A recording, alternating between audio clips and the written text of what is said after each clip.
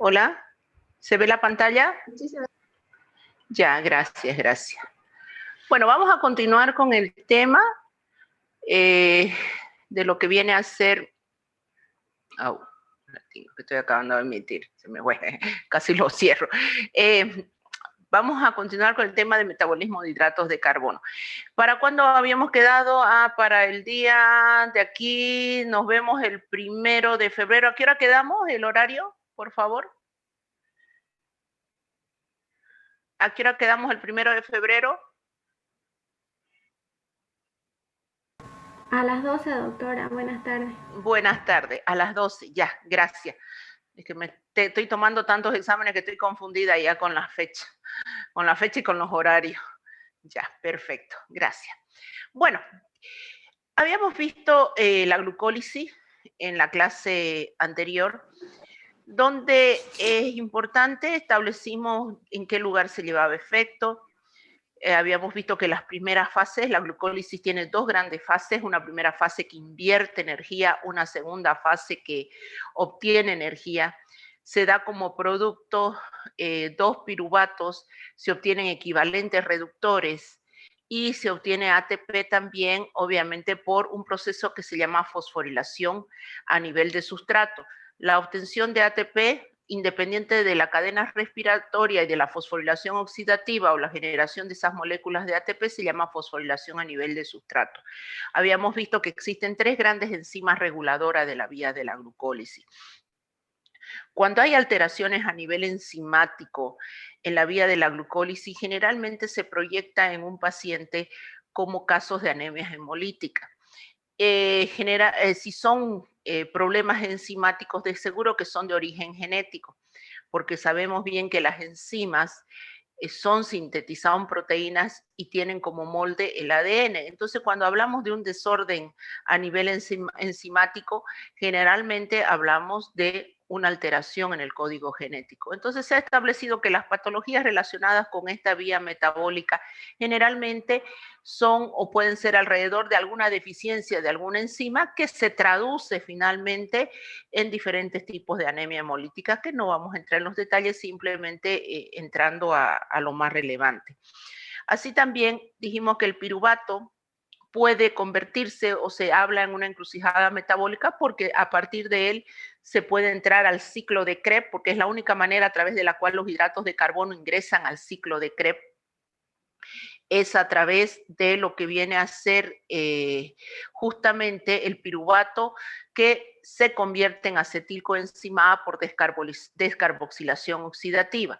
Así también este piruvato se puede convertir en etanol, se puede convertir en oxalacetato, se puede convertir en lactato. De ahí el hecho de que se dice que contribuye a una encrucijada metabólica. Y si se convierte en lactato es a través de una glucólisis anaeróbica cuya obtención de energía es menor que cuando hablamos de que el piruvato se convierte en acetilcoenzima A y entra al ciclo de Krebs, que la generación de energía es mayor. Es bueno que recuerden la cantidad de energía que se obtiene, que lo vamos a volver a ver dentro de un momento. Entonces, repasando la descarboxilación oxidativa del piruvato, es importante este camino porque es, de alguna manera, me permite que los hidratos de carbono ingresen al ciclo de Krebs. Si no, estos no podrían ingresar. Entonces, en este caso, ¿cómo es la reacción? Pareciera que es bastante sencilla, porque uno dice, sí, el piruvato se convierte en acetilcoenzima A. Sin embargo, para que el piruvato llegue a convertirse en acetilcoenzima A, yo necesito un complejo enzimático. Es decir, voy a necesitar un grupo de enzimas asociados a un grupo de coenzimas. Además, sumado que la reacción es netamente irreversible, lo cual me lleva al hecho de que nosotros podemos convertir, por ejemplo, los hidratos de carbono en grasa. Y si usted me dice, ¿pero por qué? Porque el acetilcoenzima A se convierte en grasa. Puede convertirse en ácidos grasos, puede convertirse en colesterol, etcétera. Pero yo no puedo convertir estas grasas directamente, no las puedo convertir esos ácidos grasos en hidratos de carbono por este proceso que es irreversible.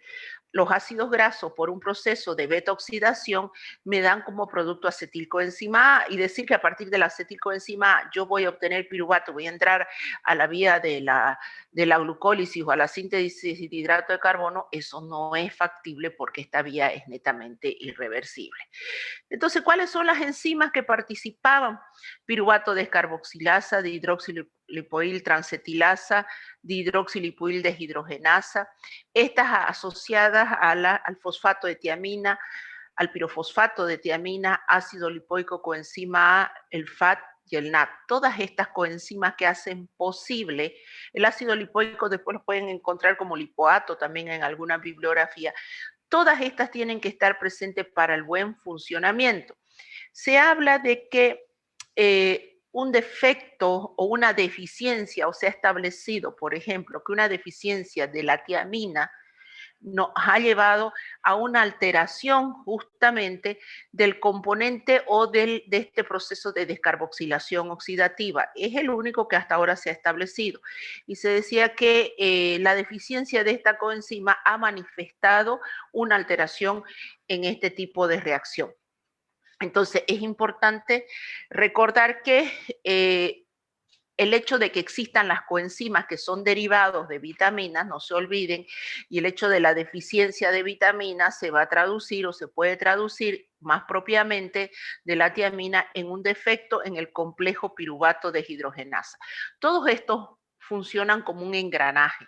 Si ustedes ven, no, esta es la intención de la proyección de esta imagen, no es para que ustedes se aprendan y vean cuál es la secuencia, simplemente que vean que es como un engranaje, de que no puede perderse, por ejemplo, el ácido lipoico o el lipoato, porque automáticamente no funcionaría el complejo. No puede desaparecerse la tiamina porque es la entrada a todo este sistema multienzimático, entonces se ve parada este proceso. Entonces, una vez que el piruvato ha sufrido un proceso de descarboxilación, y fíjense que dice descarboxilación, ¿qué quiere decir descarboxilación?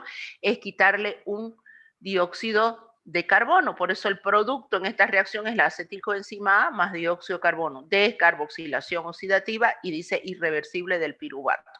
Una vez que se convirtió el piruvato en acetilcoenzima A, uno de los procesos a través de los cuales el piruvato puede o sufre una reacción, en este caso entra al ciclo de Krebs. La acetilcoenzima A durante muchos años fue cuestionada. Recién hasta el siglo pasado se estableció que la acetilcoenzima A es la puerta de entrada al famoso ciclo de Krebs. Generalmente antes se decía que no formaba parte del ciclo de Krebs. Hoy en día sí, se dice, la acetilcoenzima A es la entrada al ciclo de Krebs, y se habla que por cada mol de acetilcoenzima A en el ciclo de Krebs se genera de 10 a 12 moléculas de ATP, cosa que antes no se hablaba de eso. Entonces, ¿qué viene a ser el ciclo de Krebs? Es una serie cíclica de aproximadamente 9 reacciones que tienen la capacidad de oxidar una molécula de acetilcoenzima A y da como producto 2 moléculas de dióxido de carbono, da equivalentes reductores, aquellos equivalentes reductores que se acuerdan que caían en la cadena respiratoria y estos se acoplaban y generaban ATP como fosforilación oxidativa, y genera un GTP. El ciclo de Krebs no genera ATP como tal. Es decir, como diríamos, si el ATP es el equivalente en dinero, el ciclo de Krebs no le genera el dinero, le genera los cheques, como pueden ser los equivalentes reductores. Y le genera, sí es verdad, una molécula energética que es el GTP, pero como ATP, el ciclo de Krebs no es capaz de generar. Este ciclo es netamente aeróbico, lo cual le hace que una de las maneras de su regulación viene a ser justamente el oxígeno, de tal manera que si hay una ausencia total de este o una ligera escasez, el ciclo empieza a pararse. Uno de sus grandes reguladores es el oxígeno. ¿Dónde se encuentra el ciclo de Krebs? Se encuentra obviamente en todas las células que tienen mitocondria. ¿Por qué? Obviamente excluyendo los glóbulos rojos, porque el ciclo de Krebs, todas sus enzimas, a excepción de una de ellas, se encuentra en la matriz mitocondrial. La enzima que se encuentra pegadita a la membrana interna es una enzima que se llama succinato deshidrogenasa. Muy bien. ¿Cuáles son las funciones del ciclo de Krebs? Las funciones del ciclo de Krebs, cuando me hablan una de ellas, lo primero que voy a decir que entre sus funciones es la de generar energía bajo la forma de equivalentes reductores o alimentadores de la cadena respiratoria. Constituye una vía anfibólica. ¿Por qué? Porque en ella confluyen procesos oxidativos o catabólicos de hidrato de carbono, de proteínas y de lípidos. Además, eso desde el punto de vista catabólico. Desde el punto de vista anabólico, por eso se dice es una vía anfibólica, porque en él caen vías catabólicas y salen vías anabólicas. Tenemos que, a partir de sus intermediarios, por ejemplo, del lo que viene a ser la succinilcoenzima A, yo puedo generar una de las porfirinas que me va a dar el hemo, por ejemplo. Puedo, a través de los intermediarios del ciclo de Krebs, generar aminoácidos. No se olviden que los aminoácidos son 20, y de los 20, 10 los tengo que adquirir de la alimentación, y otros 10 los puedo sintetizar o mi cuerpo los tiene. Entonces, ¿quién me ayuda en ese proceso? Quien me ayuda en ese proceso son los intermediarios del ciclo de Krebs, principalmente el oxalacetato y el alfa-cetoglutarato. Proporciona sustrato para la cadena transportadora de electrones a través de, claro, de los equivalentes reductores. Así también participa como efector o regulador de algunas vías. Por ejemplo, dice la presencia de citrato, que está formando parte del ciclo de Krebs, que inhibe una de las enzimas de la fosfofructosinasa, de que viene a ser una enzima reguladora en lo que es la glucólisis. Entonces estamos viendo la importancia y los puntos claves en los cuales el ciclo de Krebs llega a ser importante. Hasta ahora, y eso se los digo a que es hasta ahora, porque el día de mañana ustedes como profesionales seguirán estudiando, no se ha establecido ninguna patología relacionada con alteración enzimática del ciclo de Krebs. Es decir, así como decíamos hace un momento, la deficiencia de tiamina, por ejemplo, me puede llevar a una alteración de la descarboxilación oxidativa del piruvato, que generalmente se presenta dificultades, que la deficiencia de enzimas en la glucólisis me puede producir en una persona anemia hemolítica. Muy bien, pero cuando ahora me dicen qué patología o qué alteración clínica me presentaría el hecho de tener alteraciones en el ciclo de Krebs, no es compatible con la vida hasta ahora establecido. Es decir, si yo tuviera que presentar alguna alteración a nivel enzimático marcado, bien marcado en el ciclo de Krebs, lamentablemente no sería compatible con la vida hasta hoy en día. Entonces, la otra pregunta es, ¿cómo se regula el ciclo de Krebs? Habíamos dicho que el ciclo de Krebs es netamente aeróbico, entonces una de sus grandes regulaciones es el oxígeno, pero también hemos visto que las regulaciones pueden ser enzimáticas a través de ciertas enzimas clave o enzimas alostéricas o enzimas que regulan procesos irreversibles. En este caso, ¿cuáles son las tres grandes enzimas? La citrato sintetasa, isocitrato deshidrogenasa y la alfa-cetoglutarato deshidrogenasa. Fíjense que me dicen deshidrogenasa. Cuando me hablen de deshidrogenasa, siempre piensen ustedes que asociadas a ella están las coenzimas NAT, y las coenzimas son derivados de vitamina. Ahora, es un poquito eso para que entiendan el por qué cuando las personas empiezan a consumir vitamina, dicen, generalmente está muy débil, la persona se siente mal, seguro que falta vitamina, empezó a tomar vitaminas y se siente mejor, tiene más apetito, etcétera. Es porque, fíjense que la mayoría de, muchas de las enzimas que nosotros hemos estado viendo hasta este momento, que participan en vías catabólicas, en vías anabólicas, tienen la presencia de coenzimas, y las coenzimas son ayudadores de las actividades enzimáticas, y estas coenzimas derivan de vitamina. Entonces, el hecho de que yo tenga una buena cantidad o tenga las coenzimas, se va a ver facilitada, potenciada la vía metabólica. Entonces, el control respiratorio. El control respiratorio habíamos dicho que es predominante en el ciclo del ácido cítrico o ciclo de Krebs, en el cual está muy relacionado con la cadena respiratoria. La cadena respiratoria, no se olviden que el producto final de la cadena respiratoria era el oxígeno con los protones y los electrones, y me daba agua. Entonces, si yo no tengo esa cantidad de oxígeno, los equivalentes reductores salen del ciclo de Krebs. caen a las cadenas respiratorias y se acoplan a la fosforilación oxidativa. Entonces me está diciendo que de alguna manera es como que jalan, hagan de cuenta que es como una cuerda que va jalando a todo lo que es ese engranaje del ciclo de Krebs.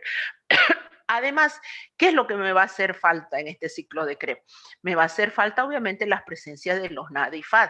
Si yo no las tengo a estas coenzimas, de seguro que no voy a tener las reacciones respectivas del ciclo de Krebs y no voy a alimentar la cadena respiratoria a través de los equivalentes reductores, por ende, no hay fosforilación oxidativa.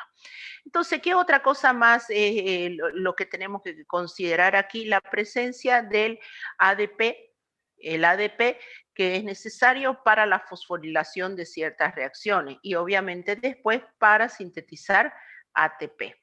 Ahí está nuestra coenzima A. Si ustedes se recuerdan, cuando nosotros habíamos hablado de los aminoácidos de proteína, dijimos que existía un aminoácido que era no proteico, que era la betalanina, que era no proteico justamente porque era beta. En este caso, y habíamos visto que a pesar de ser beta es importante para ciertas estructuras como la coenzima A. Entonces ahí lo tenemos. Ese me va a dar la capacidad, a pesar de ser beta, forma parte de esta coenzima A. Si no existiera la coenzima A, no hay acetilcoenzima A. Y si no hay acetilcoenzima A, no hay puerta de entrada al ciclo de Krebs. Al no haber ciclo de Krebs, no hay cadena respiratoria. Al no haber cadena respiratoria, no hay fosforilación oxidativa, por ende no hay energía. Entonces miren la importancia de un aminoácido, y ahí lo pueden ver, ahí está marcado, la importancia de un aminoácido que no es proteico, nunca va a ser capaz de formar una proteína, pero por sí sola cumple, es clave en las vías metabólicas. Entonces veamos nuestro ciclo de Krebs. Ahí están las famosas reacciones. Es verdad que han hecho hasta rap con el ciclo de Krebs. Es bastante interesante para nosotros en la carrera de bioquímica, es decir, nosotros nos los teníamos que aprender esto como un rezo. Sin embargo, para ustedes por lo menos valga que no necesariamente aprenderse todas las reacciones desde el punto de vista del compuesto químico en sí, esquematizarlo, dibujarlo, etcétera, no, pero por lo menos saber qué reacciones están presentes y cómo se regula el ciclo de Krebs. A más allá de que tengo que esquematizar, tengo que saber cómo se escribe la acetilcoenzima A, tengo que empezar a cantar acetilcoenzima A con el oxalacetato, me da citrato, después se isomeriza y así sucesivamente. No, tampoco no, pero por lo menos acuérdese que el ciclo de Krebs es importante, cómo se relaciona con el ser vivo, qué tipo por lo menos de reacciones hay a lo largo de ella y cómo de alguna manera son capaces de generar energía.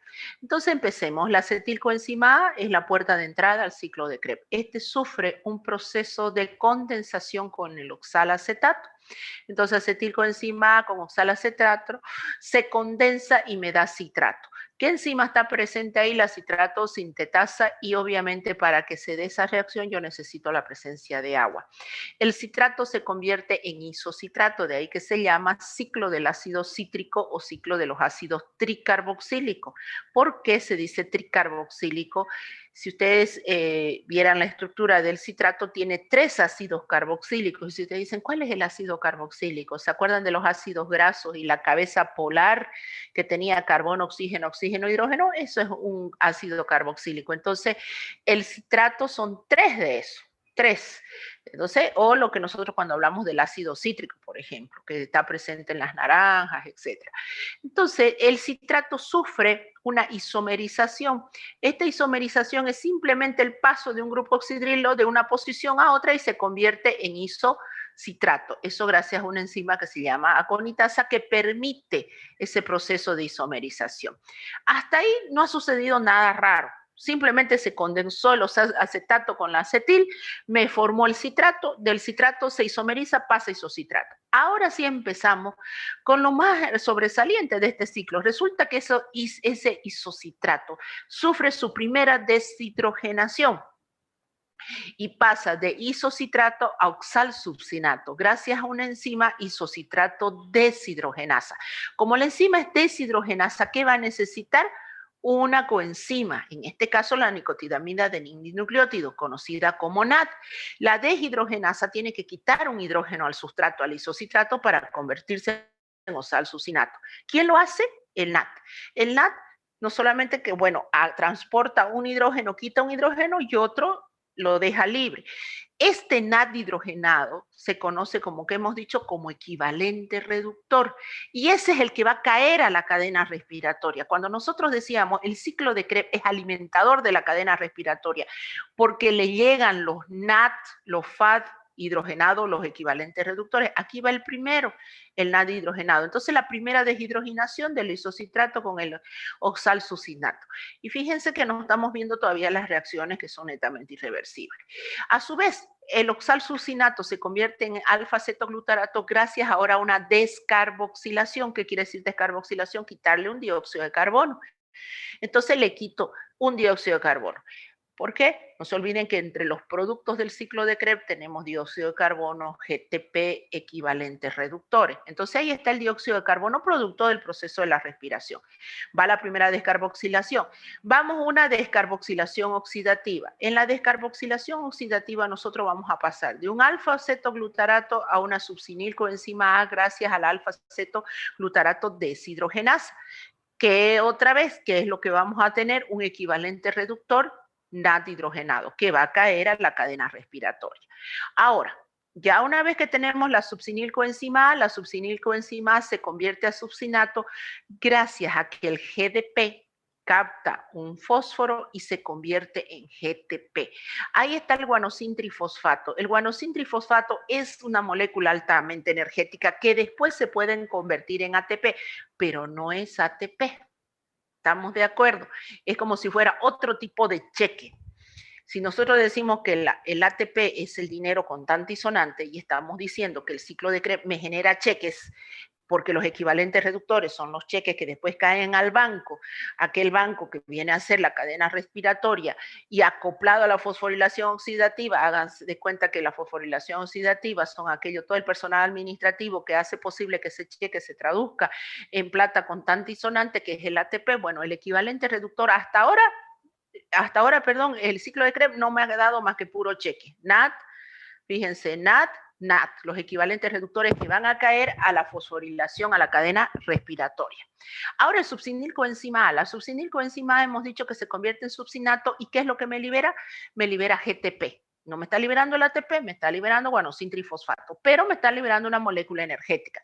A eso se llama fosforilación a nivel de sustrato, independiente, obviamente, una molécula energética independiente de la fosforilación oxidativa. Vamos a una segunda deshidratación, una primera vendría a ser una deshidratación donde el succinato se convierte en fumarato gracias a la succinato deshidrogenasa. En este caso ya yo ocupo otro tipo de coenzima que es la flavin adenin dinucleótido. Cuando quita los dos hidrógenos se convierte en FAD hidrogenado. El segundo tipo de equivalente reductor que va a alimentar la cadena respiratoria. De ahí el fumarato, mediante una reacción de hidratación, se convierte en malato, una segunda deshidratación, el malato se convierte en oxalacetato y ¿qué es lo que tenemos? Otro equivalente reductor. Entonces, si nosotros miramos el ciclo de Krebs, me brinda ¿cuántos equivalentes reductores? Los contamos para que ustedes no se pierdan. 1, 2, 3 NAD, un FAD y me da GTP y que me está dando también producto dióxido de carbono.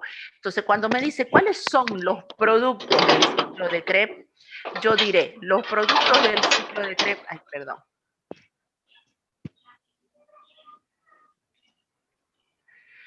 Si a mí me dicen cuáles son los productos del ciclo de Krebs, los productos del ciclo de Krebs son equivalentes reductores NAD-FAD, son dióxido de carbono y un producto energético, el GTP. Muy bien, entonces fíjense que aquí me están diciendo las reacciones netamente irreversibles. Reacción irreversible debido a la hidrólisis del enlace tioéster, me está hablando de la primera reacción.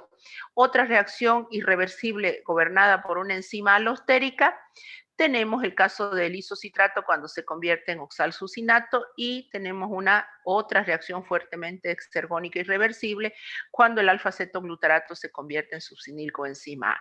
Estas reacciones después se traducen en las enzimas reguladoras del ciclo, que era lo que habíamos mencionado hace un momento. Entonces, lo mismo, dicho simplemente, ahora como reacción cada una. Eso no tiene más sentido que lo que hemos repetido.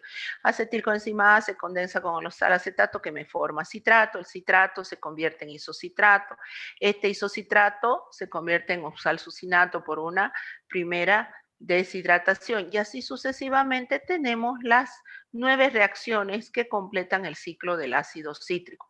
Entonces, nuevamente, lo que a mí me interesa son los puntos más claves sobresalientes, independiente de que usted me diga, tengo que esquematizar, tengo que saber cómo se escribe el oxalasucinato, tengo que saber, no, eso independiente completamente. Entonces, ahí está, cuáles son los productos del ciclo de Krebs. Primero, ¿qué necesito? La puerta de entrada, los NAD, necesito las moléculas de agua, necesito el GDP, que después se va a convertir en GTP, un grupo fosforilado. ¿Qué doy como producto? Dióxido de carbono, equivalentes, 3 equivalentes reductores NAD, un equivalente reductor FAT y el famoso GTP. Y obviamente que vuelvo otra vez a la coenzima A. Ahí tienen otra vez, visto desde otra perspectiva, la cantidad, contándome la cantidad de carbonos a través de los cuales voy trabajando. Cuando a mí me dice condensación, paso de 2 más 4, 6 y así sucesivamente. Eso no tiene más allá de relevancia. Ahora, ¿qué es lo que hemos visto hasta ahora? Para que este viene a ser el resumen de lo que hasta hace un momento, bueno, lo que hemos venido hablando. Habíamos visto, empecemos de atrás, de abajo hacia arriba, que es como hemos venido dándole el enfoque. Nosotros empezamos hablando de lo que era oxidaciones biológicas, oxidaciones, reducciones químicas y biológicas, para que ustedes entiendan que la cadena respiratoria, aquí está donde les estoy mostrando con el mouse, todo eso es la cadena respiratoria y sus componentes. ¿Se dan cuenta? Todas las deshidrogenasas, las flavinas, los citocromos, ahí están los componentes, los 4 complejos con sus unidades simples. ¿A qué se acoplaba eso? A la fosforilación oxidativa, que era en 3 lugares, ¿se acuerdan? Complejo 1, 3 y 4. ¿Qué es lo que me hace la fosforilación oxidativa? Me genera el ATP, la molécula que decíamos, o el equivalente en dinero contante y sonante. Muy bien. ¿Y cuál es el producto final de la cadena respiratoria? Agua. ¿Quién alimenta la cadena respiratoria? Los equivalentes reductores. Estos hidrógenos que aparecen así se traducen en equivalentes reductores o vienen a ser los equivalentes reductores alimentadores de la cadena respiratoria. ¿Quiénes alimentan entonces esa cadena respiratoria? Acabamos de hablar de ¿qué?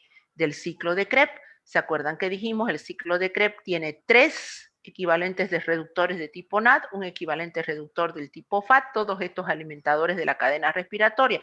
A su vez, para que esto suceda, ¿qué hemos hecho? Hemos pasado por la vía de la glucólisis el hidrato de carbono, que se convierte en piruvato, en medio aeróbico, porque el ciclo de Krebs es aeróbico, por una descarboxilación, ahí está el dióxido de carbono, el piruvato se convierte en acetilcoenzima A y entra al ciclo de Krebs. Entonces, todo esto es lo que ya hemos visto, desde el principio hasta el final. Entonces, y eso me da una explicación por qué los hidratos de carbono son energéticos. Nosotros decimos que existen 3 nutrientes potentemente calóricos o energéticos. Son hidratos de carbono, proteínas y lípidos. Y los no calóricos, vitaminas, minerales y agua. Importante, sí, no me dan energía, pero bastante importante. Entonces, veamos la producción energética total, como decir, finalmente, ¿cuántas moléculas de ATP me genera la glucólisis? 8. Si usted se va quizás a la vía, si no fuéramos, porque ya le hemos explicado, y usted dice, pero ¿cómo? Si habíamos dicho que solamente salían 4 y 2 moléculas de ATP, ¿ahora dónde se está inventando los 8? Resulta que, ¿a qué era lo que se liberaba también en la glucólisis? Los NAD. Y los NAD que vienen a ser son equivalentes reductores. Cada NAD que se quema me genera 3 moléculas de ATP. Cada FAT hidrogenado que se quema me genera 2 moléculas de ATP, o 1.5 decían, y se lleva a 2 moléculas de ATP. Entonces, no se olviden que es como que de repente usted esté contando el dinero que tenga en casa y dice, a ver, ¿cuánto tengo? Dice, y empieza a contar los billetes, 100 pesos, 150, 170. Ah, ¿y este papelito que hay acá? Dice, ah, pero si es un cheque, ¿lo va a romper y lo va a botar? No, dice, ah, no, hasta aquí tengo, qué sé yo, no sé, 550, y este cheque es de 1000. Ah, en total, ¿cuánto tengo entonces? 1550. Listo. ¿Por qué? Porque ese cheque vale, se traduce en contante, plata y sonante. Lo mismo sucede. La glucólisis tiene un NAT, libera un NAT hidrogenado. Ese cuando cae a la cadena respiratoria y se acopla a la fosforilación oxidativa, se traduce en 3 moléculas de ATP. Entonces no nos olvidemos de eso. Igual los FAD hidrogenados se traducen, son como cheques. Entonces si yo digo en la glucólisis, ¿cuántas moléculas en total de ATP voy a tener finalmente, contando los NAD, contando la cantidad de ATP, voy a tener 8? La descarboxilación oxidativa del piruvato me va a liberar 6 moléculas de ATP. El ciclo del ácido cítrico, 24. Si yo voy desde, y usted me dice, pero ¿por qué 24? No se olvide que y ahí viene, cada vía, otra cosa, no nos olvidemos que cada glucosa se parte y me da 2 piruvatos. ¿Cuántas descarboxilaciones oxidativas voy a tener? 2. Cada piruvato se descarboxila y me da acetilcoenzima A. Entonces, ¿cuánta acetilcoenzima A? Voy a tener 2. Cada ciclo de Krebs genera de 10 a 12 moléculas de ATP. Aquí lo están contando como 12, pero de 10 a 12 es válido, dependiendo de que algunas bibliografías lo toman 1.5, etc. De 12. Entonces, como estamos hablando por duplicado, se habla de 24. Entonces, producción total por un mol de glucosa, por una sola glucosa, unita. Imagínense, por una sola molécula de glucosa, yo genero 38 moléculas de ATP. Otra bibliografía, que no sé si es el Antonio Blanco o el Baines, me habla de 36 moléculas de ATP. Es válido. 36 o 38 moléculas de ATP es válido, pero tampoco me puede decir que por un mol de glucosa se generan 12 moléculas de ATP. De 36 a 38 moléculas de ATP es válido. Muy bien. Y entonces ya ahí está la cantidad, fíjense lo que yo les decía, por cada NAT se generan 3 moléculas de ATP, el equivalente. El equivalente, el OFAT, son 2 moléculas de ATP. Entonces, por cada acetilcoenzima A, aquí lo están sumando, 12 moléculas de ATP. Solamente de acetilcoenzima A quemado, son 12, pero si yo voy desde la glucosa hasta el final, son 36 a 38 moléculas de ATP. Y usted dirá, ¿y para qué tanto afán de estar contando que los ATP, que los FA, que los NAT? ¿Para qué? Es que nuestro cuerpo funciona con energía. Así de sencillo. Y nuestro cuerpo es como una gran empresa que tiene que tener de alguna manera la energía para poder llevar a cabo todas sus otras funciones. Es así como si usted tiene una empresa, si no le inyecta capital, nunca le va a haber ganancia. Lo mismo sucede en nuestro cuerpo. Si usted no le inyecta la energía necesaria, no va a poder caminar, no va a poder cumplir sus funciones, no va a poder trabajar, no va a poder estudiar, no va a poder hacer nada. Así de sencillo. No va a poder hacer nada. No se olviden que cada una de sus células, y así usted esté durmiendo, cada una de sus células necesita energía para poder vivir. Por eso es que todos los estudios se vuelcan a decir qué tanta energía le da a mi cuerpo el hecho que yo me consuma una pequeña cantidad de hidrato de carbono, qué tanta energía le otorga a mi cuerpo los lípidos, de ahí la gran importancia. Entonces veamos el ciclo de Krebs y su regulación. Algo muy importante que hay que tener en cuenta son las 3 enzimas que se regulan, que me permiten la regulación. Estas 3 enzimas son alostéricas y están netamente reguladas con el proceso irreversible en el ciclo de Krebs. Ya habíamos dicho que era la citrato sintetasa, isocitrato deshidrogenasa y la alfa-cetoglutarato deshidrogenasa. Aquí es muy bonita esta lámina, me gusta porque le da lo que potencia a la enzima. No se olviden que las enzimas alostéricas tienen moduladores. ¿Qué son los moduladores? Pueden ser positivos o negativos. Positivos los que potencian y negativos los que paran la actividad. Las enzimas alostéricas tienen otro sitio diferente al sitio activo. En ese otro sitio entra el modulador. Entonces me dice que va a potenciar la vía, por ejemplo, va a potenciar la vía en el caso de, bueno, esta es la regulación de la primera entrada, pero en este caso entre la citrato sintetasa, primero va a ser inhibida, va a estar inhibida si hay bastante equivalente reductor. Es decir, si hay energía, ¿para qué lo necesito que se potencie el ciclo de Krebs? Si hay ATP, ¿voy a necesitar que se potencie el ciclo de Krebs? No. Si hay succinilcoenzima, no. Entonces, son unas de las que me van me van a disminuir la vía. Sin embargo, algo que sí me potencia la vía, obviamente, que es el oxígeno y la presencia también de la insulina. Si yo me voy al isocitrato de hidrogenasa, lo que me va a potenciar la vía son el ADP y la presencia de fósforo. Y se me va a inhibir otra vez por la presencia de ATP y equivalentes reductores.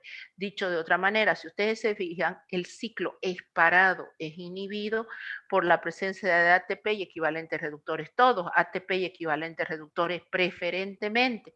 ¿Por qué? Porque la función principal del ciclo es generar equivalentes reductores y generar energía. Si su cuerpo tiene la energía necesaria, entonces, ¿qué es lo que sucede? El ciclo no es que se para totalmente, sino ve disminuida su capacidad, ve y dice, hay suficiente energía, ¿para qué yo voy a utilizar o necesito más? Entonces, en ese momento, el ciclo va parando.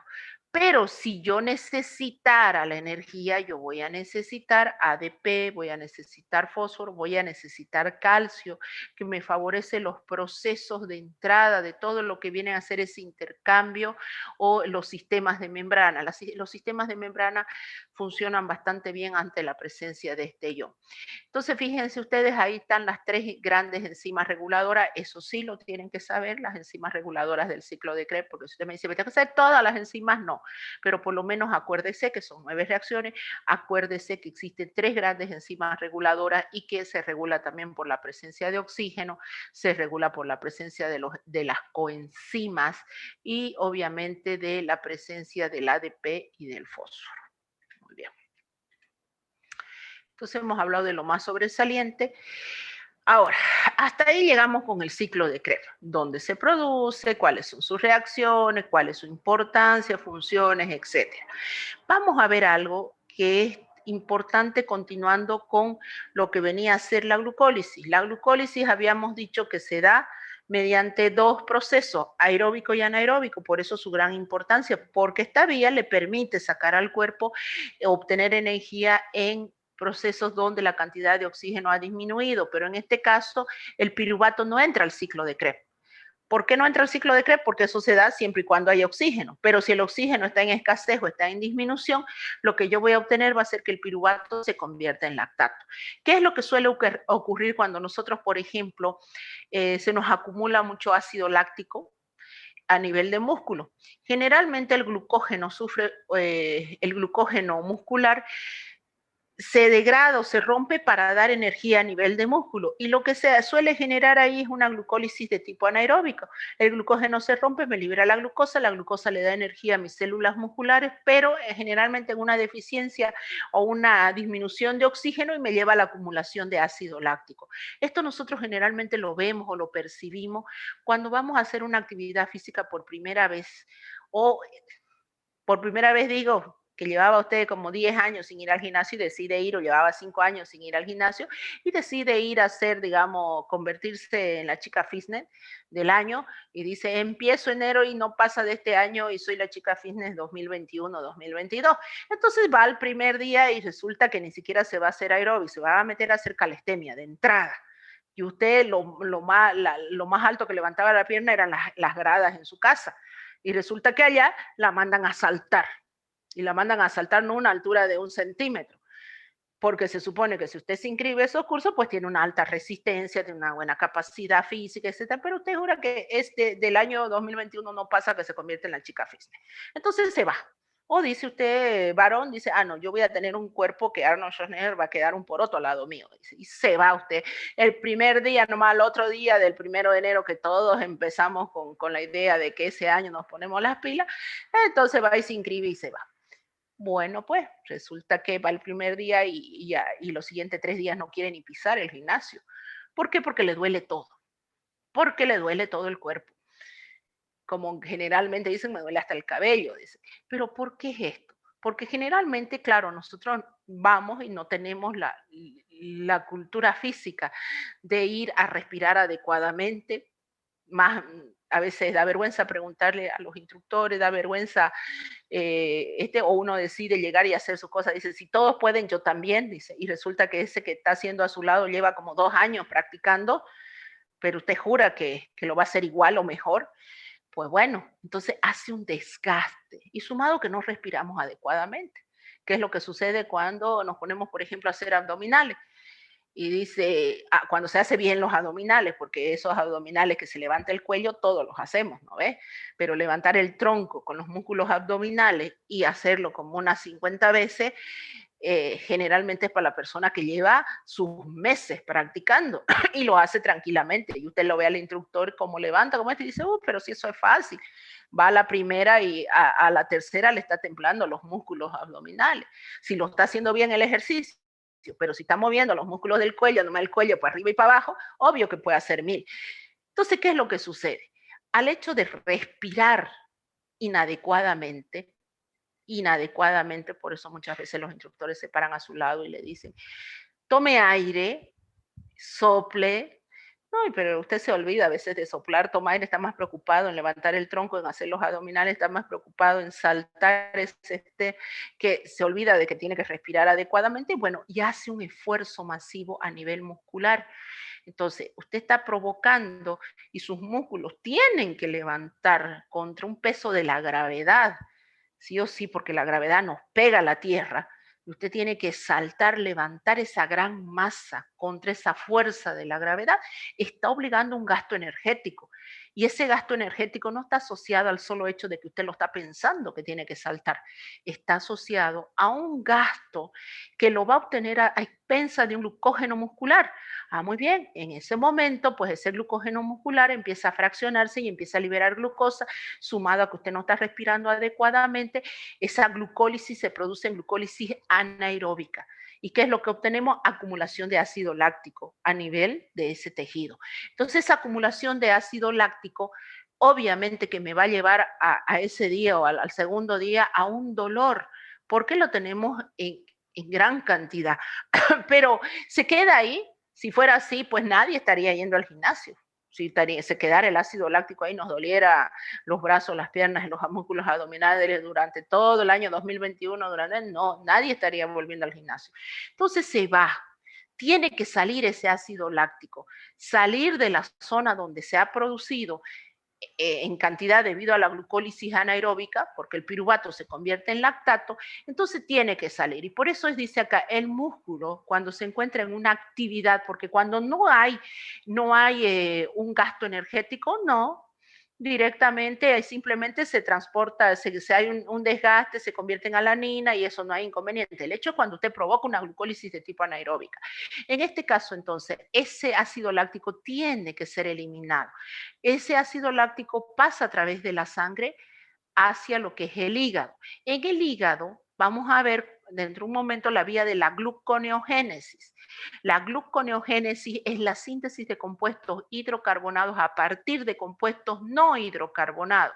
En este caso, vamos a hablar que el ácido láctico o lactato es capaz de convertirse en piruvato o convertirse en glucosa debido a una vía glucogénica. Entonces, esa glucosa pasa ya al torrente sanguíneo y puede almacenarse otra vez nuevamente en el músculo y convertirse en glucógeno.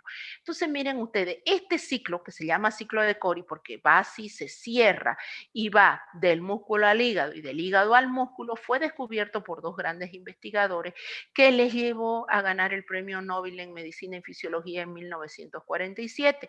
Dice, y 6 científicos que se formaron con estos dos, dice, también obtuvieron premio Nobel. Entonces, vean que pareciera que algo muy sencillo, pero que llevó a tratar de entender el cómo pueden nuestros músculos generar energía a través de un simple proceso de glucólisis anaeróbica. Entonces dice un músculo esquelético activo, porque no le está hablando de un músculo esquelético en reposo, fíjense, va a tener la capacidad de producto del glucógeno generar una glucólisis anaeróbica y me va a dar como consecuencia de eso el lactato. Este lactato pasa por el torrente sanguíneo, llega al hígado, por una gluconeogénesis, el lactato se convierte en piruvato y posteriormente en glucosa, que nuevamente vuelve al torrente sanguíneo y es capaz de convertirse en glucógeno muscular. Entonces dice, el lactato que se produce en el músculo durante el ejercicio intenso es transportado al hígado para ser convertido de nuevo en glucosa por la vía de la gluconeogénesis. Entonces fíjense que el ciclo de Cori desvía la carga metabólica del músculo al hígado. Eso lleva a que después usted de algunos días, de 2 días, generalmente pasa el dolor muscular, pasa ese malestar, esa sensación, obviamente que le quedan muy pocas ganas de volver al gimnasio, pero bueno, algunos siguen con el intento y otros, digamos, rechazamos y nos quedamos en casa a mirar los videos por los tutoriales, ¿no? De que son interesantes verlos de recostado, porque nos acordamos del dolor que puede provocar el hecho de hacerlos mal los ejercicios o del desgaste asociado a un ejercicio intenso. Entonces, miren ustedes, esa es la importancia del ciclo de Cori, bastante interesante, que me permite eliminar el ácido láctico. Y ahí lo tienen, resumen de alguna manera de lo que acabo de hablar del ciclo de Cori, exactamente lo mismo. ¿Quiénes están involucrados entonces en este proceso del ciclo de Cori? Hígado, sangre y músculo. Y obviamente las vías que se potencian y es de lactato, no se olviden que va del lactato que se tiene que convertir del lactato que se convierte en glucosa y la glucosa nuevamente va a ir y se va a convertir en lo que es el glucógeno muscular. Muy bien, ahí acabé lo que viene a ser la primera parte de los hidratos de carbono. Voy a la segunda parte, aguántenme todavía, que tenemos un poquito más de tiempo.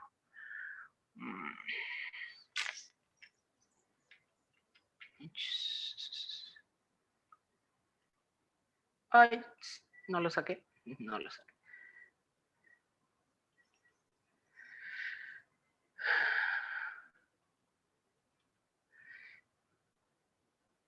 ¿Se ve pantalla? Sí, doctora. Ah, ya, perfecto. Creo que la anterior vez no le di esto. Muy bien, estábamos hablando del glucógeno a nivel de músculo y a nivel hepático, entonces, pues bueno, vamos a ver de la vía del glucógeno. La vía del glucógeno se llama glucogenogénesis y glucogenólisis. La terminación génesis es para que no se confundan con gluconeogénesis. Gluconeogénesis, que viene después de esto, es la síntesis de compuestos hidrocarbonados a partir de compuestos, o la síntesis de glucosa a partir de compuestos no hidrocarbonados. Sin embargo, cuando me dicen glucogenogénesis, es síntesis de glucógeno. Si me dicen glucogenólisis, es degradación de glucógeno. Ambas vías, obviamente, que están relacionadas con esa gran molécula que nosotros habíamos visto del glucógeno. El glucógeno es nuestra reserva energética animal. Y hemos visto que su unidad básica estructural es la glucosa. Es decir, que para sintetizar glucógeno, ¿qué necesito yo? Un sustrato. ¿Cómo se llama ese sustrato? Glucosa. Entonces, vamos a ver la síntesis.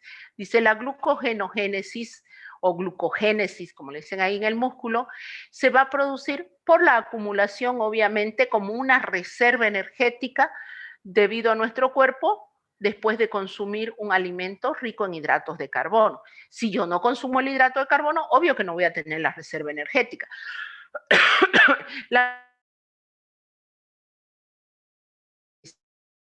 Del enzima. Hemos visto que una de las maneras para que la glucosa entre a una vía es su fosforilación, gracias a una enzima que es la exoquinasa o la glucoquinasa. La mayor avidez de la enzima exocinasa o exoquinasa por su sustrato, ¿por quién? Por la glucosa, va a determinar que se sintetice o se inicie la vía de síntesis de glucógeno muscular, dice, antes que la hepática. Y esta vía se va a potenciar gracias a la presencia de una hormona que es la insulina. En el hígado, sin embargo, este proceso se da más tardío. Primero se da a nivel de músculo y después se da a nivel de hígado ante la presencia de una gran cantidad de glucosa. Esto se debe, dice, a que la enzima glucosinasa, la otra es exoquinasa y la otra es glucosinasa, que en realidad el sustrato es el mismo, solamente que una está a nivel muscular y la otra está a nivel hepático. Dice, por eso retrasa la síntesis de lo que viene a ser a nivel hepático. Ambas son estimuladas por la insulina. Si nosotros comparamos masa, cantidad de superficie de músculo con hígado, la parte muscular, ¿quién alberga mayor cantidad de glucógeno? Es el músculo. Y aquí tenemos 250 gramos comparado con el hígado, que son 75 gramos. El músculo, entonces, ¿cuántas calorías me va a aportar supuestamente? ¿Cuántas calorías aporta 1000 y cuántas calorías él es 300? Entonces usted de repente piensa y dice, ¿cómo puede ser que teniendo tanto glucógeno, tanta energía, yo entre en procesos de hipoglicemia? Porque nosotros entramos en unos procesos en los cuales alcanzamos el valor límite inferior. La cantidad de glucosa en el torrente sanguíneo en una persona en estado no patológico es de, hemos dicho, de 69 a 99 miligramos por decilitro. De repente, a primeras horas de la mañana en ayuna, puedo yo tener un valor con el límite inferior o tener un valor relativamente bajo. ¿Esto por qué? Porque resulta que mi glucógeno yo tengo de reserva energética en la noche cuando no le doy comida a mi cuerpo y mis células siguen trabajando, porque ellas siguen trabajando, van a echar mano al glucógeno hepático, a pesar de que mi glucógeno muscular me aporta una gran cantidad de calorías. Pero vamos a ver que la deficiencia de una enzima que se llama la glucosa 6-fosfatasa, que no está a nivel de músculo, hace que solamente el glucógeno muscular me sirva para energía a nivel de células musculares. El glucógeno hepático, sin embargo, tiene la presencia de la enzima glucógeno 6-fosfatasa y hace que yo le quite el grupo fosfato a la glucosa y la glucosa pasa al torrente sanguíneo y le da la energía a mis células en proceso de ayuno. Entonces, de nada me sirve que yo tenga una alta cantidad de glucógeno muscular si este no me contribuye con la glicemia, o dicho de otra manera, no me contribuye con la glucosa en sangre. Es decir, ese glucógeno es bastante egoísta, solamente le va a otorgar energía a su célula, nada más, y que todas las demás se la busquen la manera de tener energía. Sin embargo, ¿quién le da esa energía a nuestro cuerpo? Es el glucógeno hepático. De ahí que cuando hay problemas hepáticos, generalmente, o cuando tenemos hígado graso, cuando estamos en un proceso disfuncional, que es una de las grandes características de esos pacientes, el cansancio. Y dice, me siento muy cansado, me siento desganado, no tengo fuerza de hacer las cosas, no sé qué es lo que me pasa, no sé si es flojera, dicen. Otros dicen, no será mi glándula tiroides, etcétera. Y a veces el problema es a nivel de hígado. ¿Y por qué a nivel de hígado? Porque de ahí es donde va a salir, ahí es donde se va a sintetizar y de ahí es donde va a salir la glucosa necesaria que va a alimentar a todas las demás células. Si su hígado está trabajando mal, si su hígado está enfermo, que es el laboratorio de su cuerpo, de seguro que su cuerpo lo va a manifestar de alguna manera. Entonces, fíjense, la síntesis de glucógeno, dice, es un proceso más veloz y completo en las células musculares. ¿Por qué? Porque ahí necesita albergar una gran cantidad que en volumen que contiene el glucógeno del hígado. La glucogénesis hepática llega a producir un volumen total de glucógeno, dice, menor que el muscular, sin embargo, puede ser capaz de sostener la glucosa o la glicemia en procesos de ayuno durante varias horas. Obviamente, para aquellas células que carecen de mitocondria, como pueden ser los eritrocitos, dice, y otros tejidos independientes. Veamos entonces cómo se sintetiza el glucógeno. Esto es rapidito y sencillo. Primero, ¿qué es lo que hay que hacer? Hay que fosforilar la glucosa. Para que la glucosa entre en una vía metabólica hay que fosforilarla. ¿Qué necesito? ATP. Ahí está, ese que está llevando los globitos, es muy bonito este esquema, es el ATP. Entonces la glucosa se convierte en glucosa 6-fosfato. Obviamente que el ATP pierde un grupo fosfato y se convierte a ADP. ¿Qué necesito también en este caso? El magnesio. ¿Cuál es la enzima que está presente aquí? La exoquinasa. La glucosa 6-fosfato, y esta es una reacción irreversible, ¿no? La glucosa 6-fosfato ahora se convierte mediante una isomerasa en glucosa 1-fosfato. ¿Qué es lo que hizo? Llevar el grupo del grupo 6 del fosfato, lo llevó al 1, nada más. Esta ya es una reacción reversible. Ahora viene una reacción netamente irreversible. La glucosa 1-fosfato se tiene que activar gracias a la presencia de un nucleótido, la UDP. Perdón, no es el uridín difosfato o el uridín trifosfato, UDT, el uridín trifosfato. El uridín trifosfato va a ser un activador de esta glucosa y va a convertir en uridín difosfato glucosa. Solamente así la enzima glucógeno sintetasa va a reconocer a la glucosa y la va a llevar o la va a transportar, fíjense, la glucógeno sintetasa, que es una reacción irreversible, va a transportar a una estructura preformada de glucógeno. Es decir, cuando nosotros hablamos que el glucógeno hepático se agota en un ayuno de 16 a 18 horas, no es que se agota totalmente, quedan unas estructuras preformadas. Pero ya en ese momento, antes de agotar todas nuestras reservas, como que a usted le llegue su mesada, su dinero de mes a mes, y usted no se va a quedar pues sin comer totalmente. Usted dice, voy a guardar algo para por lo menos completar la comida de los días. Entonces no quiere decir que se gasta todo su dinero, tiene algo reservado para sus necesidades. Lo mismo hace nuestro cuerpo. Da energía, pero llega un momento en que dice, no más, ya no puedo dar más, queda algo. Entonces queda una estructura preformada de glucógeno, ya sea a nivel hepático o muscular. Entonces, ¿qué es lo que hace? ¿Qué es lo que hace la glucosa para poder entrar? La enzima glucógeno sintetasa, para reconocerle a la glucosa, tiene que venir activada con un nucleótido, el UDT. Y este nucleótido la convierte a la glucosa en uridín fosfato glucosa y solamente así la lleva y la va uniendo a la glucosa en posiciones alfa 1,4, que es lo que aparece aquí. Sin embargo, nosotros sabemos que el glucógeno tiene ramificaciones primarias y secundarias y esas son debidas a uniones alfa 1,6. Entonces, una vez que yo tengo una porción larga, viene una enzima que se llama enzima ramificante y me va formando las ramificaciones. Me corta un pedazo y me lo lleva a un extremo y lo une mediante un enlace alfa 1,6. Y así va optimizando el espacio para albergar la mayor cantidad de glucosa presente para el glucógeno. No se olviden que alrededor de 100.000 unidades de glucosa existen por glucógeno, más de 100.000 unidades de glucosa. Entonces tiene que optimizar espacio en una célula muscular, tiene que optimizar espacio en una célula hepática. Entonces miren ustedes, repito rápidamente para atrás. ¿Qué es lo importante aquí? ¿Cuáles son las reacciones importantes? La primera, que es una reacción irreversible, la glucosa que se convierte en glucosa 6-fosfato. La segunda, va a disculpar la bulla que están pasando por la casa. La segunda, que la glucosa 1-fosfato se tiene que activar con uridín trifosfato y convertirla en uridín difosfato glucosa. Esta es la que es transportada mediante una enzima glucógeno sintetasa en la estructura preformada. Y finalmente yo tengo la enzima ramificante. Parece que se pararon en la puerta de mi casa. Bueno, entonces, esta es la síntesis del glucógeno. Y la glucogenólisis, a ver, vamos a ver, 16. Y la glucogenólisis es la degradación.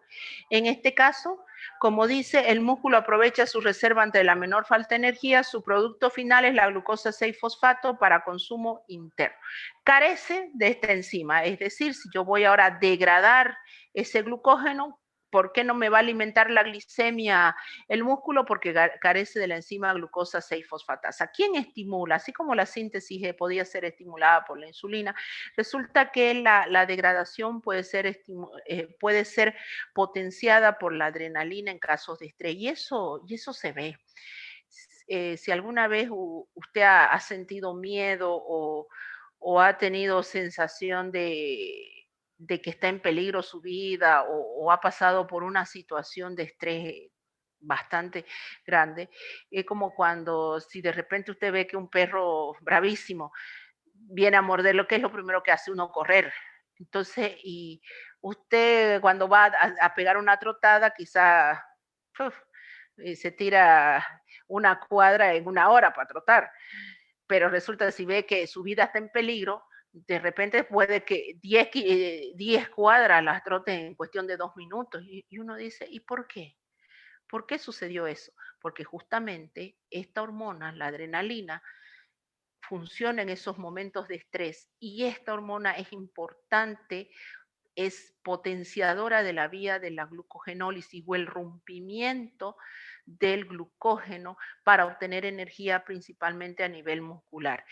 Sin embargo, si yo hablo a nivel de hígado, en el hígado nosotros hablamos principalmente que existe la enzima glucógeno 6-fosfatasa, entonces la glucosa va a salir y va a pasar al torrente sanguíneo y me va a alimentar a la glicemia. Aquí la vía se potencia más bien por el glucagón principalmente, pero también obviamente eso en estado de ayuno, pero también participa la adrenalina en momentos de estrés, pero a nivel muscular es mucho mayor. Y a diferencia de la síntesis de glucógeno, es inhibida por la insulina. Entonces, para terminar, veamos cómo se degrada el glucógeno. Ya vimos cómo se sintetiza, ahora veamos cómo se degrada. Para degradar yo necesito una enzima muy importante que es la fosforilasa. Esta enzima, fíjense que es muy ilustrativa esta imagen, corta los enlaces alfa-1,4 de la estructura preformada del glucógeno. Lamentablemente, y ahí viene, quise subírsela a la imagen de la fosforilasa y me olvidé. La fosforilasa es una estructura dimérica, es una enzima bastante grande, gorda. Y ustedes saben que el sitio activo es un lugar bien pequeñito. Y nosotros estamos diciendo que la estructura del glucógeno tiene ramificaciones primarias y secundarias, así como las ramas de un árbol. Si usted tuviera que cortar un árbol, ¿qué es lo que va a ir haciendo? Va a ir cortando por las ramas, no se va a ir directo al tronco. Entonces va cortando los gajos, como usted diría, los gajos para dejar el tronco central. Lo mismo hace la fosforilasa. La fosforilasa va yendo hacia los extremos hasta que llega aquí a este cruce donde está el enlace alfa 1,6 y ella no puede entrar porque es una enzima grande, gorda y voluminosa y el sitio activo es un pequeño espacio. Entonces, ¿qué es lo que sucede? Ahí tiene que participar, así como para formar la ramificación tenía una enzima ramificante, ahora utilizo una enzima desramificante. ¿Qué hace la enzima desramificante? Arranca ese pedazo, lo saca y me deja libre la parte lineal, de manera tal que va a seguir viniendo la fosforilasa, esa estructura grande ya no va a tener un impedimento estérico y va a poder seguir arrancando glucosa a glucosa. Entonces, yo necesito como parte fundamental una enzima reguladora, viene a ser la fosforilasa. Esta fosforilasa, una vez que me arranca la glucosa, me la arranca como glucosa 6-fosfato, perdón, me la arranca como glucosa 1-fosfato. La glucosa 1-fosfato va a sufrir un proceso y se va a convertir en glucosa 6-fosfato. Esa glucosa 6-fosfato se va a convertir mediante una enzima fosfoglucomutasa, obviamente, y mediante la glucosa 6-fosfatasa, se va a convertir en glucosa y va a pasar al torrente sanguíneo. Fíjense, de glucosa 1-fosfato paso simplemente a glucosa 6-fosfato, de glucosa 6-fosfato arranco el grupo fosfórico y paso a glucosa y esta glucosa llega al torrente sanguíneo si hablo a nivel de hígado. Pero a nivel muscular, yo no tengo esta enzima glucosa 6-fosfatasa. Por eso la glucosa 6-fosfatasa se queda simplemente a nivel de músculo y sirve para dar energía a ese nivel. No pasa a torrente sanguíneo. Donde dice se encuentra solamente esta enzima a nivel de hígado, riñón e intestino. Entonces, fíjense ustedes, es muy fácil. La vía de la glucogenólisis necesita de una enzima reguladora, que en este caso es la fosforilasa.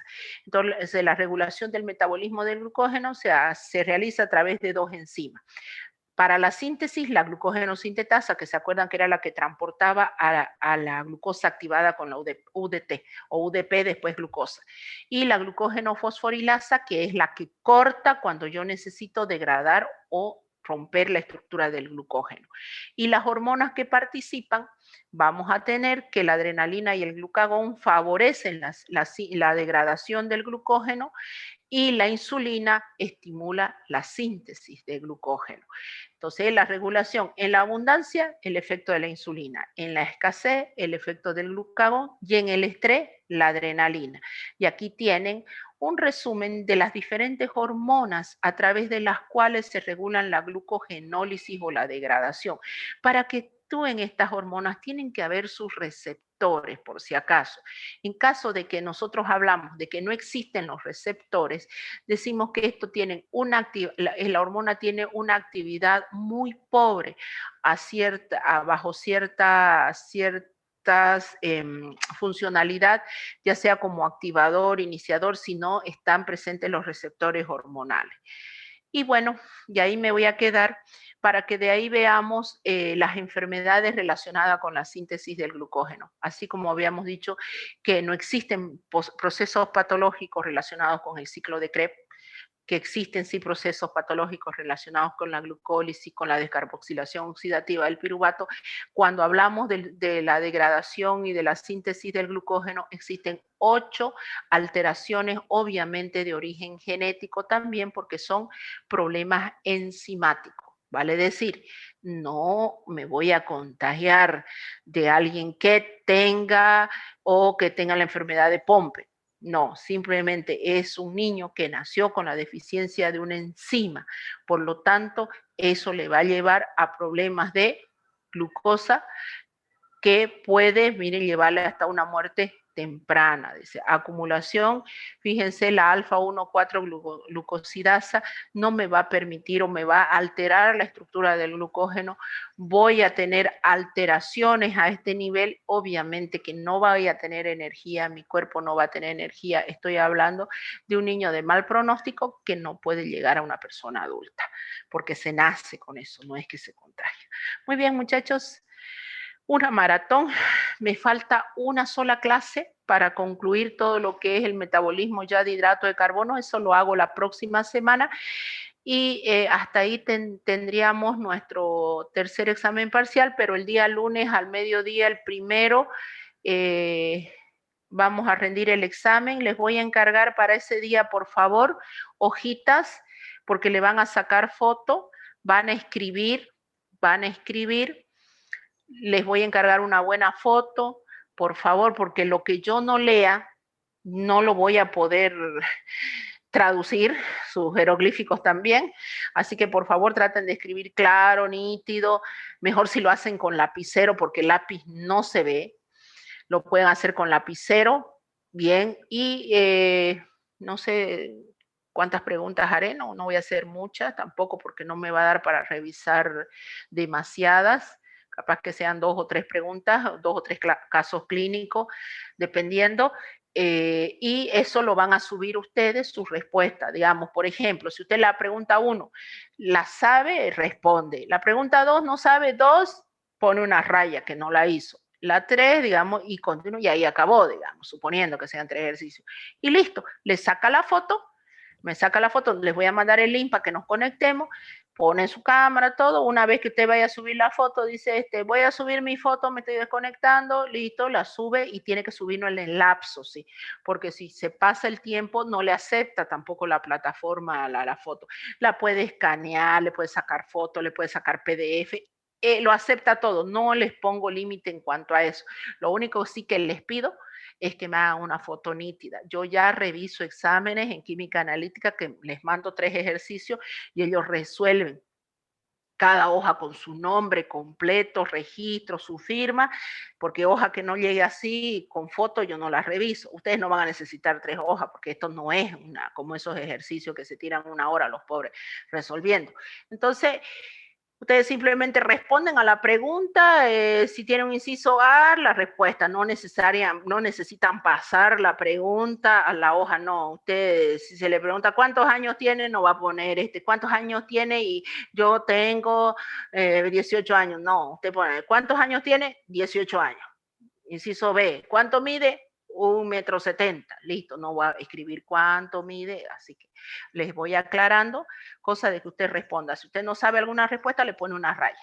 Y listo, y lo único que yo voy a hacer después, entrar a la plataforma, mirarlo, si es que usted sacó bien la foto, si es que usted lo subió bien, ya se me han presentado casos en que no lo pude subir, lo lamento, porque ustedes saben que queda, no acepto vía WhatsApp, es como que de repente usted me quiera entregar un examen de vía presencial y al otro día. No tiene sentido. Usted ese momento sube a la plataforma, lo que tenga, lo que sepa, saca su foto, listo y se acabó.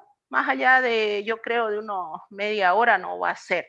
Tampoco puedo exigirles mucho porque solamente se ha logrado pasar los casos clínicos, se ha visto en sus exposiciones, más de eso no hemos hecho práctica.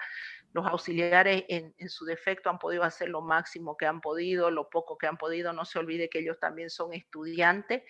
Yo de todas formas les encargué que les suban algunos dicen que ya se lo subieron a Classroom, me estaban explicando, otros han vuelto a darles un poco de reforzamiento, según lo que me han explicado ellos. Ahora, si ustedes me dicen, no nos ha pasado ni una clase, no, bueno, ya eso no sé, pero ellos me han dicho que ya han terminado de exponer, que han tratado de hacer reforzamiento, que se los han subido algunos al Classroom, etcétera.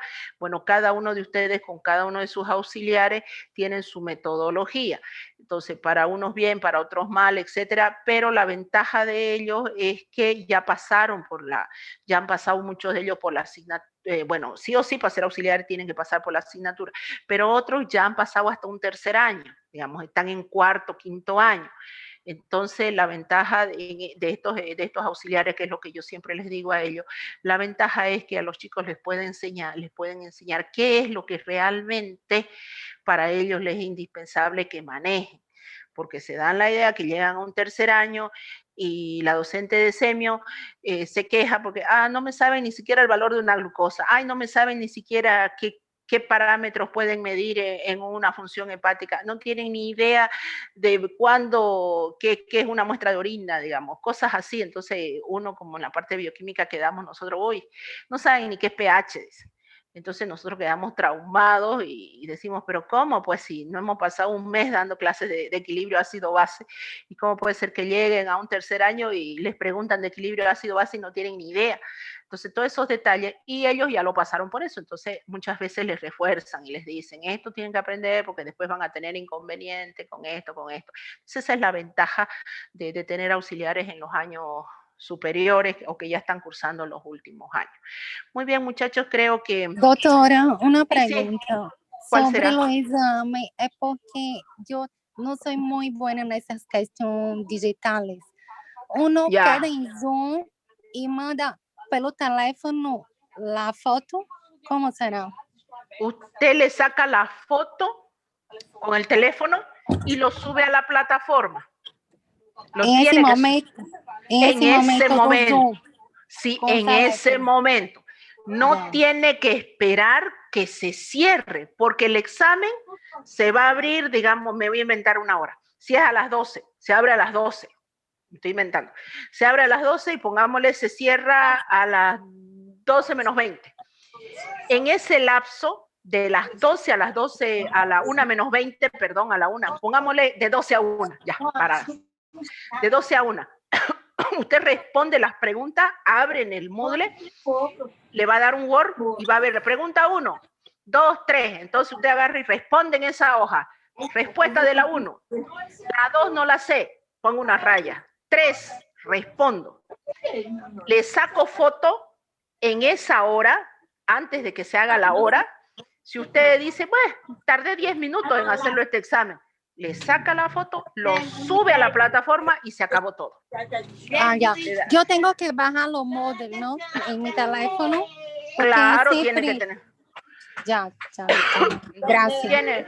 O pregúntele a sus compañeros, ellos lo pueden orientar, son mucho más expertos, por ahí yo le estoy dando el paso más difícil y por ahí sus compañeros le dicen, no, esto se hace más rápido de esa manera. Ustedes son los expertos en realidad. ¿Está bien? Pero va a estar ahí las preguntas, ¿no? Sí, las preguntas, claro, las preguntas se van a subir en Word. Es como una tarea. ¿Se acuerdan cómo les hice la tarea? Ajá, sí. Así, igual. Igual. Ya, doctor. Solamente que en vez de abrirse un mes, una semana, se va a abrir una hora. Solamente se va a abrir una hora. La tarea era para una semana, ¿no ve? Ahora no, esto es una hora. Usted lo responde, le saca la foto y lo envía. ¿Cómo hizo la tarea? Ni más ni menos. ¿Listo? ¿Alguna otra pregunta? Doctora. Solamente vamos a colocar, doctora, las respuestas o la pregunta. Solo la respuesta, porque no tiene sentido que vayan colocando, ponen, digamos, suponiendo, pregunta 1, me estoy inventando, ¿no? ¿Cuántos años tiene? Pregunta, esa es la pregunta 1. Usted no va a escribir 1.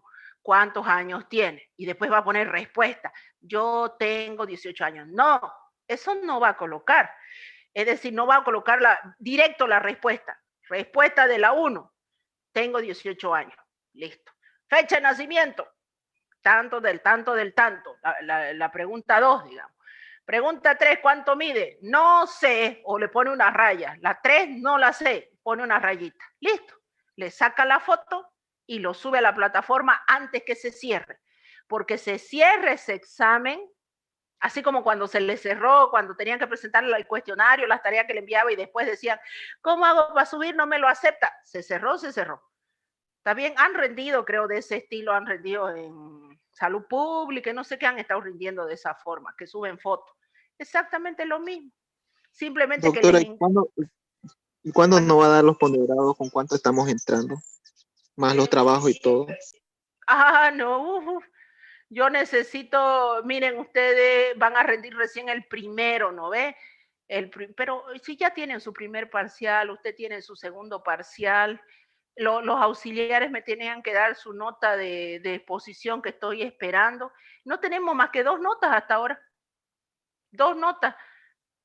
Y Doctora, esas notas las tienen ustedes. Primer parcial, ¿cuánto es? 20. Segundo parcial es sobre 20. Tercero, sobre 20. Ahí van 60. A ver, más 15 el examen de laboratorio. ¿Cuánto van? 65. 65 y de ahí la exposición y el final. La exposición y el final. Ahora, lo que pasa que teníamos que hablar con la doctora Marta Quiroz para ver el asunto de los parciales, aunque creo que cada una va a coordinar nomás su porcentaje. ¿Por qué? Porque antes le dábamos 25 a la parte de laboratorio, 25 puntos. Pero no podemos darle 25 puntos a la parte de laboratorio porque no están presentando guía, no estamos haciendo prácticas ahí, entonces 15, un solo examen 15 y 5 su exposición son 20. Y si ponemos 20 cada examen, de los 3 parciales son 60 más 20, 80 y 20 su examen final, están los 100. Y ¿qué es lo que les dije de los trabajos que habían presentado? Ese es un plus por encima de la nota. Es decir, para el que presentó le va a favorecer para aumentarle, si tenía un 48, 49, va a llegar a 51. El que no presentó esos trabajos, bueno, pues no le voy a quitar nota de nada, pero tampoco le va a aumentar nota. Ese es el plus por encima de, y cada uno de ustedes sabe quién presentó y quién no, quién tiene puntos de más y quién no se favorece con esos puntos. ¿Está claro?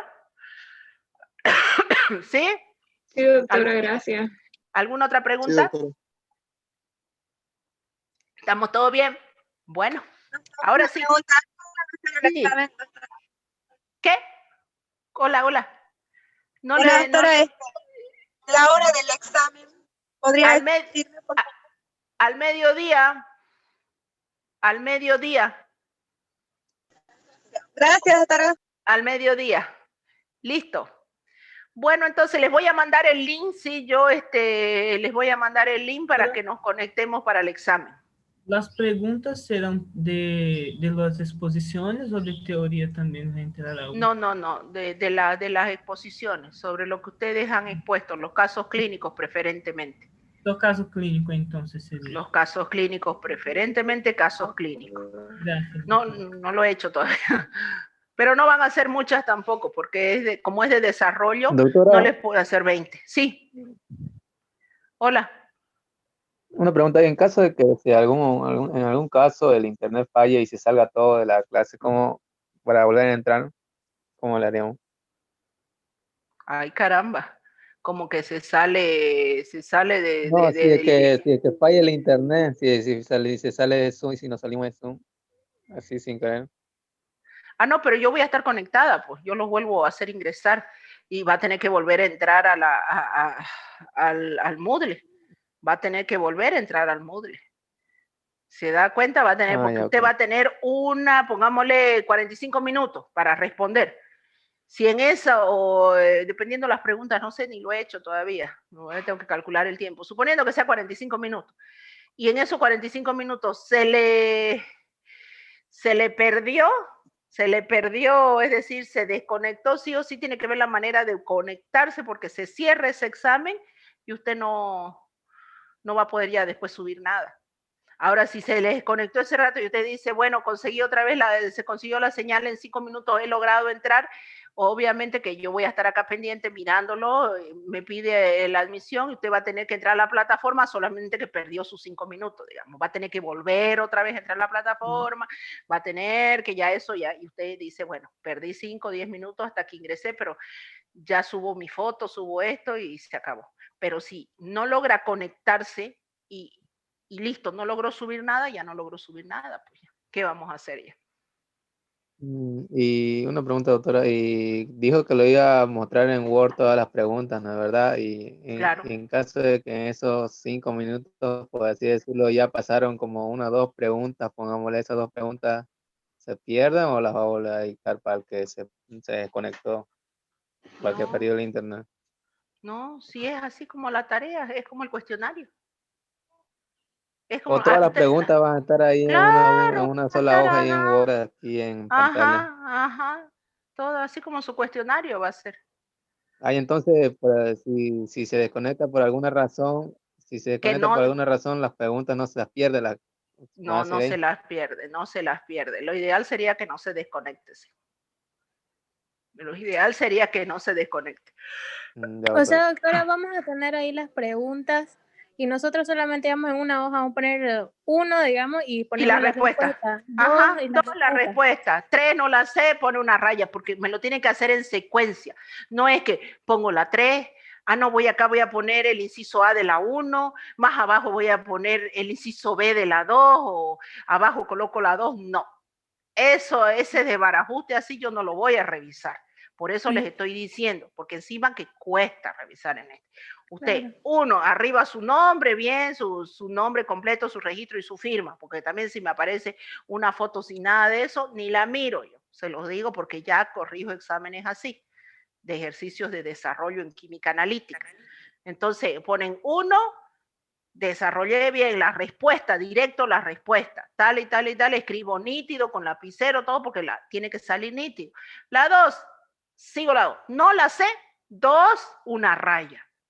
Salto a la 3, respondo la 3 y listo, se acabó.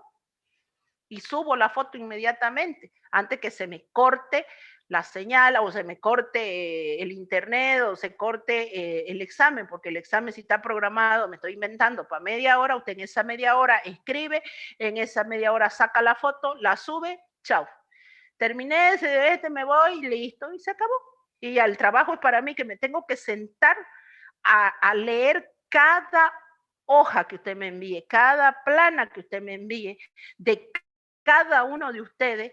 Por eso les encargo la foto bien tomada, que sea nítida, porque si yo no la puedo leer, porque ustedes los nervios, porque hasta que intentó copiar, hasta que intentó hacer una cosa, sacó una foto, un desastre, toda borrosa, y la subió, y usted dice, no, pero es que yo le subí la foto. Sí, usted me subió la foto y no se ve nada. ¿Qué le voy a corregir? No voy a corregir nada, pues. Lamentablemente eso es lo malo de esto.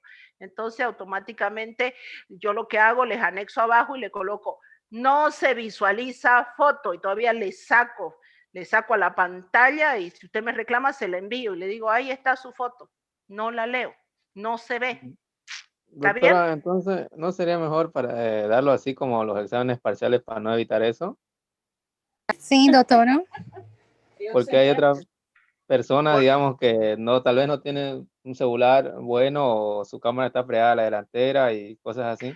Lo que pasa que es muy difícil evaluar, si yo tuviera que evaluar casos clínicos con eso, mediante esa metodología, es decir, no voy a poder valorar lo que quiero. ¿Se dan cuenta? Lo que yo necesito valorar. Doctora, o también lo podemos hacer como lo hicimos en salud pública, que nos dan ejercicio y luego nos ponen las respuestas con inciso, y uno mismo en una hoja aparte lo hace el ejercicio, lo resuelve, y según la respuesta que obtenga ya encierra el inciso correcto. Eso hacemos en salud pública. ¿Y qué ejercicios de qué son?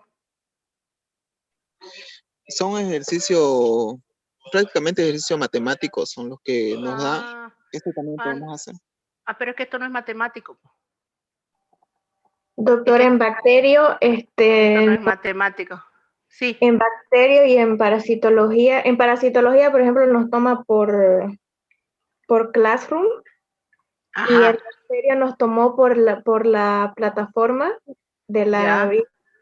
Y por decir, nos pone los casos clínicos y nos pone inciso, o si no, nos pone unas 3 preguntas para completar. Sí, así. Claro, pero es por Classroom, pues. Lo que pasa es que yo... bacterio nos tomó así por la plataforma del Moodle. ¿Y ustedes en dónde escribían? Para completar palabras, seguro. Sí, ahí mismo. Pero palabras, completaban palabras. Para relacionar las palabras. No, pues para relacionar no. No, esto no es relacionar, esto es contestar. Esto es contestar y explicar. Esto es contestar y explicar. Yo en realidad la manera como tomaba mis exámenes no era el desastre que les tomo ahora. Para mí estos exámenes son un desastre, esto que les tomo les digo la verdad en Moodle, eso de encerrar, de colocar palabritas. Yo les digo realmente para mí es un desastre. Yo soy enemiga de tomar de eso porque es muy memorístico y no se evalúa no se evalúa en realidad al estudiante. Se evalúa su capacidad de copia, se evalúa su capacidad de memoria, pero no se evalúa su capacidad de aprendizaje. Para evaluar la capacidad de aprendizaje, en realidad, para mí es preguntas abiertas. Y yo siempre tomaba preguntas abiertas. Antes mis exámenes solamente eran unas 4 preguntas para encerrar, listo. Y de ahí todas las demás eran respuestas cortas y preguntas de desarrollo. Pregunten a cualquiera. Esa era la manera a través de la cual evaluaba. Y ahí realmente el que estudió se ve. El que no estudió, por eso tanto era el problema que tenían también con el doctor Velasco, que les hacía hasta preguntas al libro abierto. Él me decía, ¿por qué no les hace preguntas al libro abierto? El que estudió, así usted le dé un libro abierto, lo razona y responde. Y la verdad que soy de esa misma escuela más o menos, soy de preguntas abiertas, que respondan. Eso de encerrar es muy memorístico, muy de copia, muy de detalles, muy de... Otra, porque es bastante, pero esta parte de los casos clínicos, que viene a ser un poco un englobe de muchas cosas y que ustedes lo van a proyectar hacia otros años, tengo que encargarme de que ustedes realmente por lo menos hayan estudiado. Y para eso necesito que ustedes me escriban, me den respuesta a algo. No le voy a colocar, no sé, por decir, este desequilibrio, por decir, paciente con un pH de 7.56, inciso A, alcalosis, acidosis. No, eso sería insultar su inteligencia. Un bicarbonato de por arriba o por debajo del valor. Un perfil lipídico involucra dosificación de CPK, CPKMB, LDH, por decir, ¿no? LDH, o qué sé yo, troponina, todos o ninguno. No le veo a esto que yo les evalúe como tiene que ser, porque ustedes van a llegar a otras asignaturas arriba y no les van a preguntar así. Ni idea, ni idea. Por eso es que han sufrido tanto los de años superiores y han tenido que ir a rendir presencial, porque ustedes necesitan otro tipo de respuesta, otro tipo de estudio, no ese tipo de memorístico. Ese es la típica clase magistral de que usted le doy esto y usted se lo aprende de memoria y me responde. Eso se adecua para ciertas materias como puede ser donde el hueso, el fémur es el fémur y no hay más vuelta que darle, digamos, y que tiene estas características y tal, y que cuántos huesos hay en la cabeza y no queda otra. Pero si usted tiene una historia clínica, se evalúa mucho, se va a evaluar sus conocimientos clínicos, el contexto general de todo, y no es así, a rajatabla. Y para eso ustedes tienen que empezar a desarrollar su criterio clínico. Y ese criterio clínico lo van a aprender no aprendiéndose las cosas así encasilladas de memoria. Inciso A, punto. Inciso B, punto. Encierro la A, encierro la B, encierro la C. No lo van a aprender así. Es leyendo y desarrollando un criterio, y cuando ustedes llenen una historia clínica no van a llenar con puntito. Encierro la A, encierro la B, encierro la C. No, van a tener que aprender a escribir y a escribir correctamente, con criterio clínico. ¿Y eso cómo se desarrolla? Leyendo y escribiendo, no haciendo puntitos, rayitas y puntitos, nada. Así que muchachos, por eso ustedes me disculpan, pero la única manera que voy a poder evaluarlo, y les digo que para mí sería mucho más fácil que lo haga la máquina y que yo les pregunte, valor del triglicérido, menor a 150 inciso A, mayor a 150 inciso C, mayor a 200, menor a 200, pucha, ¿saben qué? Yo feliz de la vida, porque el sistema me lo lanza el resultado. Y después ustedes van a llegar arriba en semiología, más arriba, y les van a decir, un paciente con una dislipidemia, valores de tata, y ustedes, ¿qué? ¿Qué era? ¿Cómo? ¿Pero acaso no era 150? No. Así que muchachos, vamos a ver como las tareas, nos vamos a ver, les estoy avisando cómo va a ser, ustedes responden, escriben, y quien hizo la tarea, quien subió tarea a la plataforma, es igual, solamente que en vez de tener una semana, como se lo subía 10 días, 15 días, van a tener solamente una hora, a lo mucho 45 minutos, dependiendo, que tampoco nos van a hacer muchas preguntas, así que no se preocupen. Listo. Doutora, bueno, a senhora sim. pode dar um limite para que a gente mande, porque o que preocupa os estudantes é só para enviar a resposta, que não dê tempo. Um limite de tiempo, claro. Ajá. Gracias, doctora. Hay un límite de tiempo.